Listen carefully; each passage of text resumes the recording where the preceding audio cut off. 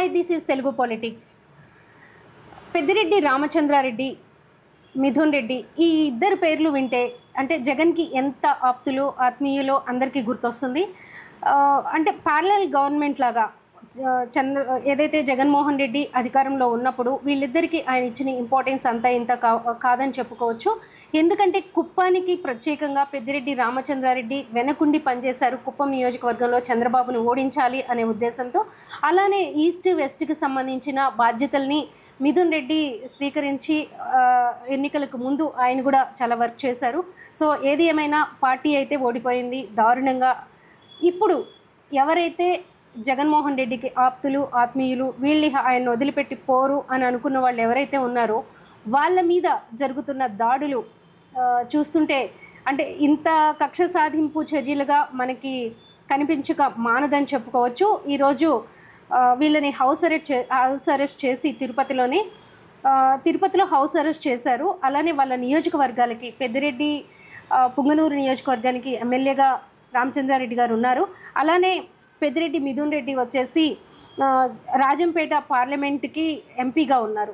So వాళ్ళ నియోజకవర్గాల్లో TDP అరాచకాలు సృష్టిస్తుంది. అంటే పేదల ఇళ్ళుని పడగొట్టడానికి జేసీబీలు తీసుకొచ్చి మరీ పడగొడుతున్నారు.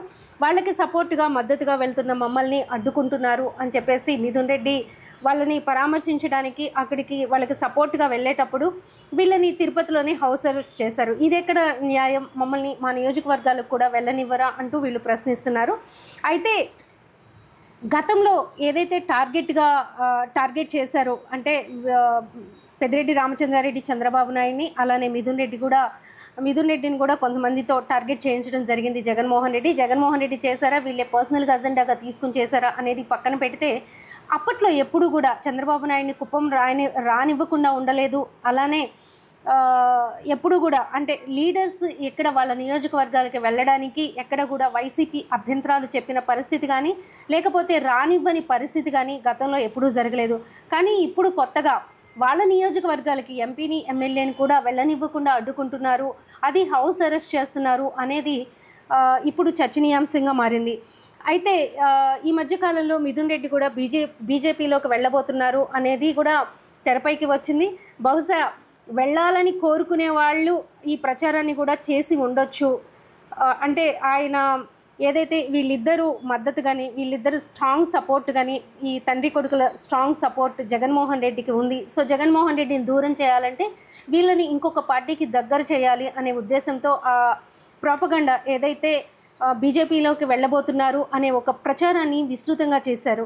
అయితే దాన్ని వాళ్ళు కూడా ఖండించారు, మేము ఎక్కడికి వెళ్ళేది లేదు అని. అదే విషయాన్ని ఈరోజు హౌస్ అరెస్ట్ చేసిన సందర్భంలో కూడా మిథున్ రెడ్డి కొన్ని కీలకమైన కామెంట్స్ చేశారు. మా మీద కేసులు పెట్టొచ్చు, లేకపోతే ఇంకా దాడులు కూడా చేసే అవకాశాలు ఉన్నాయి, అయినా కూడా మా కార్యకర్తలను కాపాడుకోవడానికి మేము పనిచేస్తాం. మాకు ఏదైతే 40% మంది ఓట్లేశారో వాళ్ళెవరిని కూడా రాష్ట్రంలో ఉండనిచ్చే పరిస్థితులు ఈ టీడీపీ కూటమి చేస్తున్నట్టు కనిపించట్లేదు. వాళ్ళందరినీ కూడా తరిమి కొట్టే దిశగానే అడుగులు వేస్తుందని చెప్పుకోవచ్చు.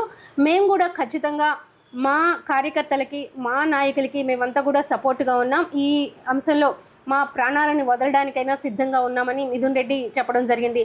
అసలు ఈ కల్చర్ ఇప్పటివరకు ఈ పొంగనూరులో కానీ లేకపోతే రాజంపేట నియోజకవర్గాల్లో కానీ ఎక్కడా లేదు. ఒక ఫ్యాక్షన్ కల్చర్ అనేది ఇక్కడ తీసుకొచ్చే దిశగా అడుగులు వేస్తుంది ఈ కూటమి ప్రభుత్వం అని చెప్పేసి మిథున్ రెడ్డి కామెంట్స్ చేశారు. అలానే తను బీజేపీలోకి వెళ్తాడు అని ఏదైతే చర్చ జరిగిందో దాన్ని కూడా ఆయన ఖండించారు. అయితే ఇప్పుడు రాష్ట్రంలో ఏదైతే దాడులు జరుగుతున్నాయో అవన్నీ కూడా అంటే వేమూరులో కూడా జరిగింది, వైఎస్ రాజశేఖర రెడ్డి విగ్రహాన్ని తగలబెట్టడం, అవన్నీ కూడా కొన్ని సంఘటనలు కక్ష సాధింపుగా జరుగుతున్నాయి. గతంలో ఎప్పుడు అంటే పేర్లు మార్చటాలు, ఒక ఎన్టీఆర్ యూనివర్సిటీ పేరుని మార్చి వైఎస్ రాజశేఖర రెడ్డి పేరును పెట్టారు. దానికి రాగానే ఏదైతే టీడీపీ ప్రభుత్వం అధికారంలోకి వచ్చిందో రాగానే దానికి పడగొట్టేసి ఎన్టీఆర్ అని చెప్పేసి వాళ్ళ కార్యకర్తలే వైఎస్ఆర్ పేరును తొలగించేసి ఎన్టీఆర్ అని పెట్టడం జరిగింది. అయితే ఎక్కడ కూడా గతంలో ఎప్పుడు అంటే జగన్మోహన్ రెడ్డి ఫ్యాక్షన్ రాజకీయాలకి తెరతీశాడు, లేకపోతే ఫ్యాక్షన్ ప్రభుత్వం నడుస్తుంది, లేకపోతే సైకో ప్రభుత్వం నడుస్తుంది, ఇలాంటివన్నీ ఎప్పుడు కామెంట్ చేశారో. కానీ ఆ సైకో ప్రభుత్వం ఇవన్నీ ఏవైతే కామెంట్ చేశారో కానీ గతంలో ఎక్కడా కూడా ఎన్టీఆర్ విగ్రహాలను తగలబెట్టిన దాఖలాలు కానీ లేకపోతే ఇలాంటి చర్యలు నియోజకవర్గాలకి వెళ్ళనివ్వకుండా ఎమ్మెల్యేలని అడ్డుకున్న సంఘటనలు అయితే మనకి ఎక్కడా కనిపించలేదు. ఇప్పుడే కొత్తగా ఈ కల్చర్కి తెర తీశారా? గతంలో టీడీపీ ఇలా ఉండేది కాదు. బహుశా వీళ్ళు మారాము అని చెప్తున్న మార్పు ఈ దిశగా మారారా అనే చర్చ కూడా జరుగుతుంది. ఇంట్రెస్టింగ్ చర్చ జరుగుతుంది. అంటే దీన్ని ఎవరు కూడా ఖండించట్లా. ఇన్ని రకాల దాడులు జరుగుతున్నాయి, విగ్రహాలు తగలబెట్టేస్తున్నారు, విగ్రహాలని కూల్చేస్తున్నారు. అలానే వైసీపీకి వచ్చిన 11 మంది ఎమ్మెల్యేల మీద కూడా కక్ష సాధింపు చర్యలాగా చేస్తున్నారు. ఇంకా ఏదైతే 40% ఓటింగ్ జగన్మోహన్ రెడ్డికి ఉంది అంటున్నారో ఆ 40% ఓటింగ్ మీద కూడా టార్గెట్ చేశారా టీడీపీ అనే దిశగా ఇప్పుడు జరుగుతున్న ఈ దాడులు కానీ లేకపోతే ఈరోజు జరిగిన ఈ సంఘటన కానీ ప్రూవ్ చేస్తుందని చెప్పుకోవచ్చు. ఇదంతా కూడా ఒక రెడ్ బుక్ ఎఫెక్ట్ అయినా అన్నది కూడా చర్చ జరుగుతుంది.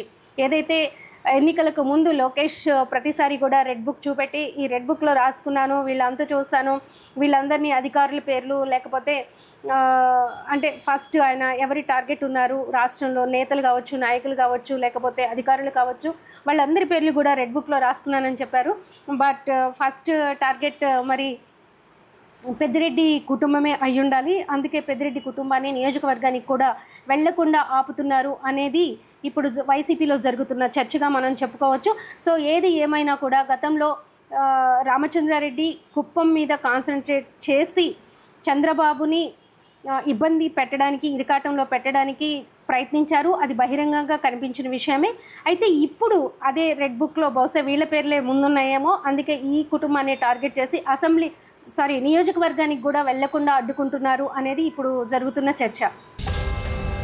Please subscribe Telugu politics.